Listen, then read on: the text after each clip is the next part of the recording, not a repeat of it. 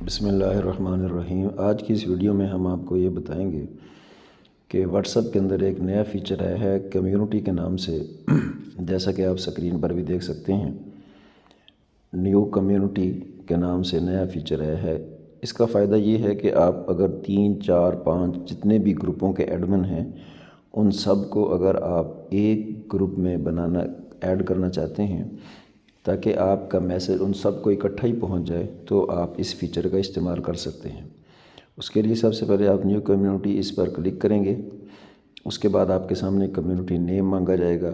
یہاں آپ کوئی بھی اس کمیونٹی کا نام یا جو آپ کا گروپ ہے وہی نام رکھ دیں اس کا، یہ بھی بہتر ہے۔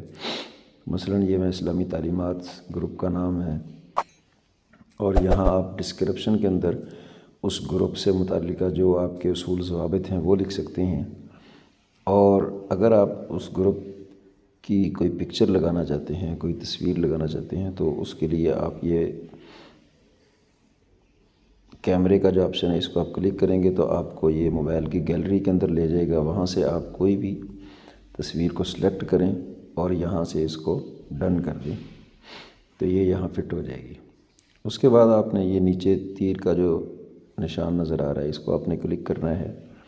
اس کے بعد آپ کے سامنے 2 آپشن نظر آ رہے ہیں، ایک ہے کریٹ نیو گروپ اور ایک ہے add existing group. Create new group کا مطلب ہے کہ آپ نیا گروپ بنانا چاہتے ہیں، کے پاس گروپ ہیں پہلے سے، انہی کو آپ ایڈ کرنا چاہتے ہیں تو ایڈ ایگزسٹنگ گروپ کو کلک کریں گے۔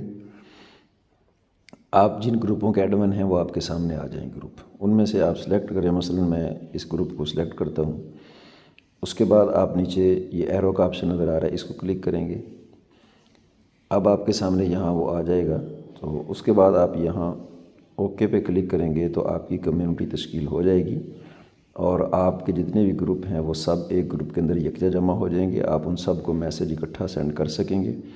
امید ہے آپ کو یہاں تک یہ ویڈیو سمجھ آئی ہوگی۔ ملتے ہیں اگلی ویڈیو کے اندر، تب تک کے لیے اللہ حافظ۔